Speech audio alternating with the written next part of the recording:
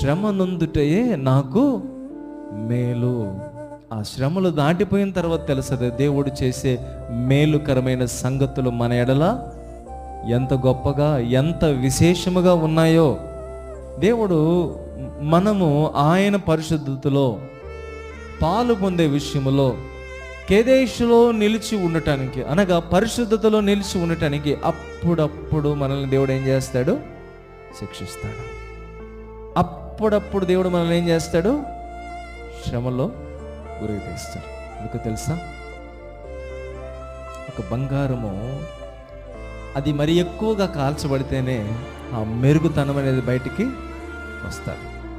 నీవు కూడా నీ జీవితంలో అనునిత్యము కూడా అధికముగా కాల్చబడటానికి ఇష్టపడాలి. అందుకే పౌలు అంటాడు, శోధింపబడిన పిమ్మట నేను సువర్ణముగా మారేదును అంటూ.